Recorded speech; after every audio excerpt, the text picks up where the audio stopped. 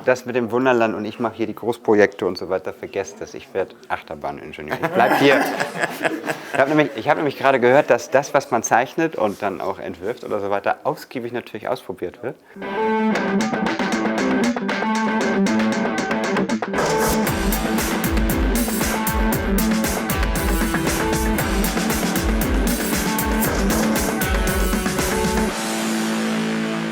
Moin zu einer neuen Kirmesfolge von Gerrits Tagebuch. Hinter uns sieht es aus wie ein Kinderzimmer, Spielzeug ausgekippt und dann wird das arrangiert und kreativ in Form gebracht. Genau bei dem Prozess sind wir auch noch. Wir sind in der kreativen Entwicklungsphase noch, auch wenn wir schon viele Dinge bauen. Wir haben uns aber gesagt, rausgehen, Achterbahnluft mal um die Ohren sausen lassen, das hilft bei der Kreativität.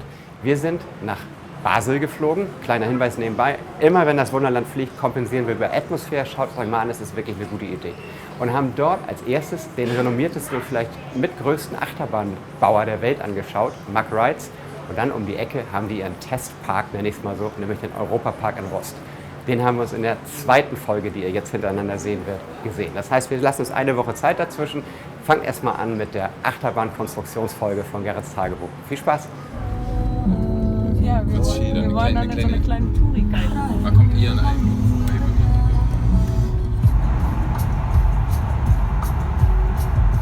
Richtung Freiburg Nord, Waldkirch, Elstal fahren. Sogar die Wolken oben, so hoch ist dieser Berg. So Hügellandschaften haben wir einfach irgendwas, ne? Im Gegensatz zu bei uns. Noch nicht beim Fahrradfahren. Na gut, Elektrobike. Was hier die Hügel sind, ist bei uns der Wind, ne? Hoch, runter. Hier sitzt einer der weltbesten Achterbahnbauer. Seit 1780 kennt man sich hier mit diesem Thema aus.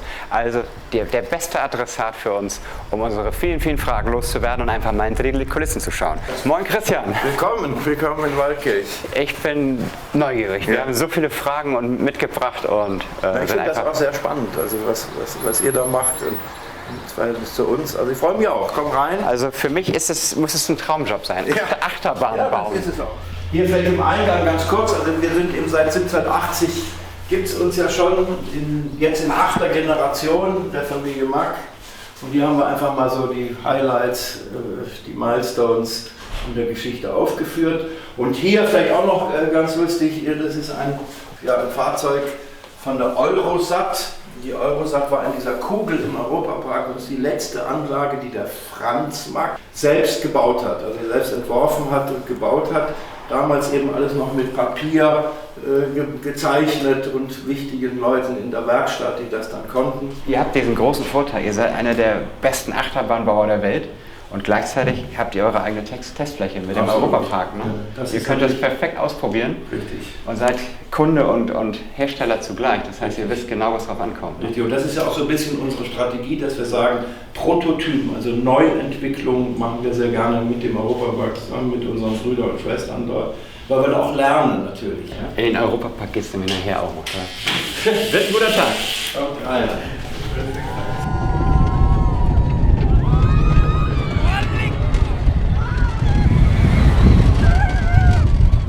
Ja, und hier sind wir ja in unserer Layout-Abteilung, also hier entstehen die Layouts, die teilweise wir für die Kunden machen, beziehungsweise mit den Kunden zusammen entwickeln, um eben dann die Achterbahnfleets zu bauen.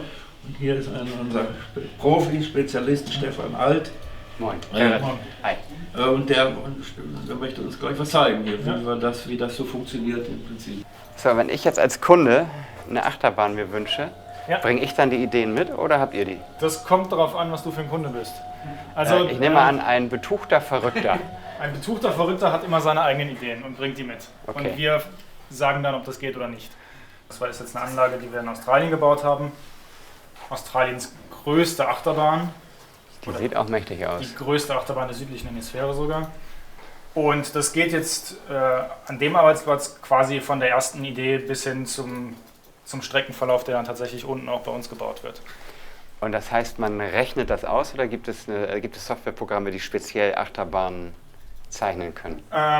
Wir haben bei uns in der Firma die Software selbst entwickelt und mit der Software berechnen wir dann tatsächlich den Schienenverlauf und dann auch die Dynamik dahinter. Die Beschleunigung, die Kräfte auf den Menschen, die Kräfte auf die Strecke etc. So, und jetzt wollen wir ja was ganz Neues bauen. Wir wollen ja sozusagen vom weißen ganz Papier Neues. ganz verrückt. Und wir haben ja den Vorteil, Kein TÜV, Kein TÜV, keine technische Abnahme. keine Also echten- außer unsere eigene, gefälschte dann. Das heißt, auch wir können natürlich mit der Fantasie so weit spielen, dass wir sagen können, okay, die G-Kräfte könnten bis zur Ohnmacht führen, theoretisch knapp, vielleicht sogar bis zu Bauchschmerzen oder übergeben, Aha. solange das Ding cool aussieht. Und Solange der Ingenieur sich Vollgas. vielleicht schon immer mal gewünscht hat, sowas zu machen. Ja, von dir eben gerade schon gehört, ihr habt eine Software geschrieben, die sowas so ein bisschen zusammenbaut und prüft. Wir können auch auf dem Mars, auf dem Mond theoretisch mal Achterbahn fahren lassen, keine Luftwiderstand etc. Das Da geht sehe auch. ich, kein Luftwiderstand ist spannend. Kein Luftwiderstand ist spannend. Der Heilige Gral bei Achterbahn ist eigentlich immer freies Fliegen und auf einmal dann wieder Ja, aber wie voll in die Schiene rein. ginge das? Also rein theoretisch, wenn es kein TÜV ginge, also einfach oder ohne Passagiere drin, Ja, man wird das mal provozieren und ausprobieren. ja in der Geht es? Software haben wir ja eine ideale Welt. Wir wissen ganz genau, wie schnell ist der Zug, welche Flugkurve werden wir haben. Wir haben keinen Wind etc. In einem reinen Vakuum, ohne alles, kann man das berechnen. Ja? Und dann weiß man auch ganz genau, wo der Zug landet. Das heißt, da sehe ich ja die Achterbahn, das ist die hier im Europapark. Das ist der Blue Fire im Europapark, genau. Den haben wir auch als Modell drin. Und den könnten wir jetzt sozusagen, So ummodellieren, dass er fliegt. dass er an schon einer noch, Stelle. noch mehr Spaß macht als der Mensch schon. Okay, Der Nervenkitzel da bin ich schlecht. gespannt. Spaß würde ja auf jeden Fall machen. Wir haben ja die Durchfahrung durch diesen Looping hier. Ja, Das war durch den Looping nicht durchfahren, sondern durchfliegen. das wär's. Das ist aber schon ein ganzes Stück Fliegen. Das Und dann passt. noch mit Schraube, das wäre doch nichts, oder? Ideal. Ich glaube, das probieren wir mal, oder? Du hast diese Software geschrieben. Ich habe die Software Und geschrieben. ich schreibe bei uns die Software. Ich weiß ganz genau, wo ich schummel und wo nicht. Ist das jetzt wirklich eine geflogene Kurve gewesen oder weiß der Zug, dass da eigentlich eine Schiene ist? Ja, also jetzt in der Software habe ich natürlich ein bisschen gemogelt. Aber wenn wir also ich weiß ja nicht, wir könnten natürlich irgendwie schummeln mit so einem Bindfaden, den wir übergeben, aber wenn wir das als Achterbahn bauen, mit so einem gedrehtem Flug, das wäre natürlich der Wahnsinn.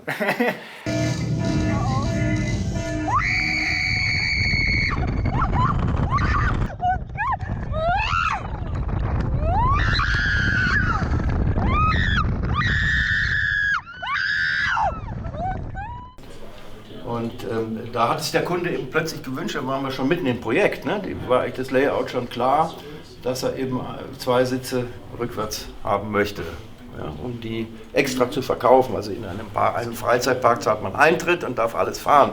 Und in diesem Fall eben muss man $10 zahlen, um rückwärts zu fahren. Ich habe es natürlich gleich ausprobiert und habe eine halbe Stunde und 1 Liter Cola gebraucht, um wieder auf die Beine zu kommen. Aber ich bin natürlich auch nicht mehr der Jüngste. Aber das ist schon mal eine ganz wichtige Information, weil dieser Gedanke, an der Achterbahn hinten die hintersten Sitze rückwärts zu stellen, den kannte ich noch nicht. Ja. Und das ist ja ein Riesenunterschied. Du kannst ja die Achterbahn dann gleich, ich weiß nicht, 30% thrilliger machen, dadurch, dass du rückwärts fährst.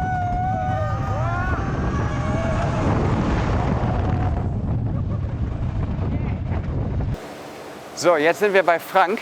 Moin Frank. Moin. Wo sind wir denn hier jetzt? Wir sind jetzt hier in der Fertigung, in der Fräserei, wo wir die ganzen Bauteile auch selbst fräsen. Ja, also da haben wir jetzt zum Beispiel Bauteile für das Fahrwerk von der Achterbahn. Hier sind später dann die Räder drin und die können sich praktisch dann hier um diese Achse bewegen und legen sich dann hier an die Schiene an.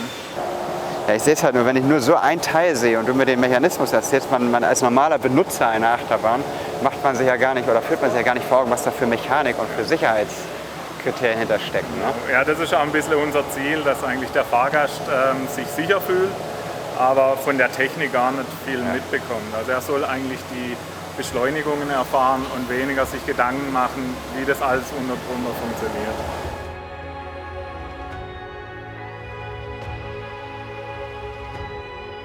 So, jetzt bin ich gerade ganz schön baff, weil ich hätte die Materialstärke einer Achterbahnschiene weitaus dünner erwartet.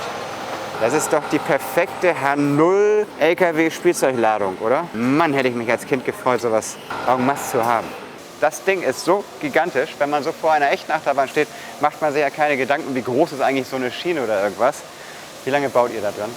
Da waren wir so von der ersten gebogenen Schiene, die Einzelbauteile, bis sie dann wirklich komplett fertig ist, etwa 1,5 Wochen. Ich hoffe, wir sind schneller.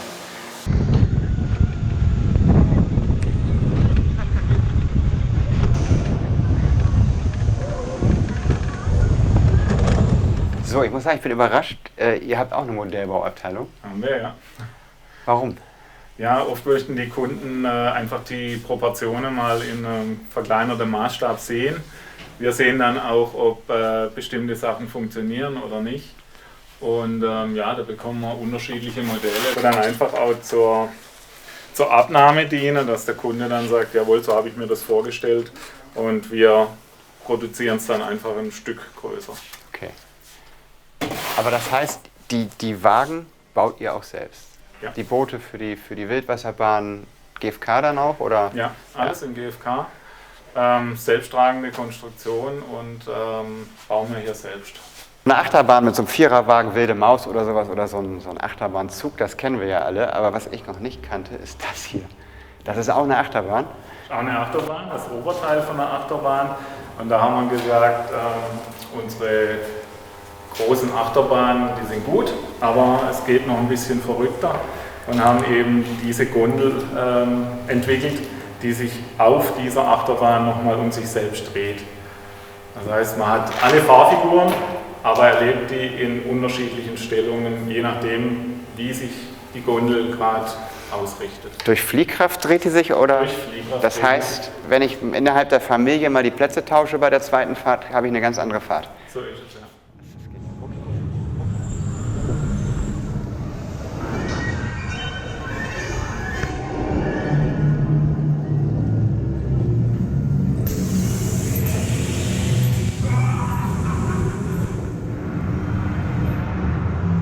Das sieht ja eher wie ein Privatwohnhaus gerade aus. Wo sind wir hier? Das ist das private Wohnhaus, das private Wohnhaus von Franz Mack, der auch mit Roland Mack den Europapark gegründet hat. Und hier wirklich das Wohnhaus von Franz Mack, wo eben früher die ganzen Schausteller sich getroffen haben zum Überwintern hier auf dem großen Betriebsgelände und dann die Wagen reparieren lassen und die Attraktionen reparieren lassen. Und hier war wirklich das blühende Leben und das Zentrum des Unternehmens, das Herz mit der sehr familiären Atmosphäre. Oben sich getroffen zum Essen, unten konstruiert. Da gehen wir jetzt gleich hin, auch ins Konstruktionsbüro, das ist gerade im Keller. Ja, ist für mich fast nicht zu begreifen, dass man eine Achterbahn so konstruieren kann, dass die nachher am Ende genau das liefert, was man möchte. Also vom Thrill her, gleichzeitig von der Sicherheit. Und das überhaupt funktioniert. Das ist das Know-how. Ohne Computer. Ne? Also, das ist das Know-how. Und wenn man das dann sieht. Früher ohne Computer, das war wirklich eine Kunst, das alles im Kopf für sich zu wissen, wie ist der Luftwiderstand, wie ist die Reibung und wie ist das Fahrgefühl. Und da gab es halt nur den einen Schuss. Wenn man es dann aufgebaut hat, hat man es dann gesehen. Und nochmal abbauen oder anders machen war dann auch sehr, sehr teuer. Und das eben auch wegen die Brücke zum Europapark, in dem man dann gesagt hat 1975, wir machen einen eigenen Showcase. Wir bauen die Achterbahnen nicht mehr hier auf, sondern wir testen sie eben in Rust und machen da einen Zaun drumherum und können da schon unsere Prototypen ausprobieren und den Kunden zeigen und das Risiko auch ein bisschen weil wenn sie dann nicht funktioniert und oben kurz vorm Hügel wieder rückwärts fährt, dann ist es der eigene Schaden. Genau. Das würde mich wahrscheinlich als Ingenieur auch zumindest ein ganz klein bisschen. Aber ist auch mal passiert, ich weiß nicht, ob das ein Zufall ist, dass hier das Bild von der Schweizer Bobbahn hängt, aber man munkelt, dass die auch, nachdem sie gestanden ist, nochmal umdesignt wurde. Im Kopf seid ihr ja genauso verrückt wie wir, habe ich gemerkt. Ihr müsst mit der Sicherheit natürlich, ist das wichtigste Thema. Ja. Erwartet mich denn bei diesem Autochen jetzt hier das, was draufsteht, oder fährt der ganz normal? Okay. Vielen Dank. Also nochmal. Tschüss. Alles Gute. Bis bald. Du kommst mit, genau. Tschüss. Vielen Dank. Ich weiß nicht, ob es euch wie mir geht. Ich will am liebsten sofort wieder hin und weiterfahren. Haben wir ja auch gemacht. In der nächsten Woche geht es nämlich weiter mit der Blue Fire Achterbahn, noch mit anderen Achterbahnen. Und wir werden Patrick und Matthias treffen. Das sind die kreativen Köpfe sozusagen hinter den Achterbahnen und den Fahrgeschäften. Und ihr werdet sehen, die ticken dort alle sehr ähnlich wie wir. Also freut euch drauf, ich bin gespannt.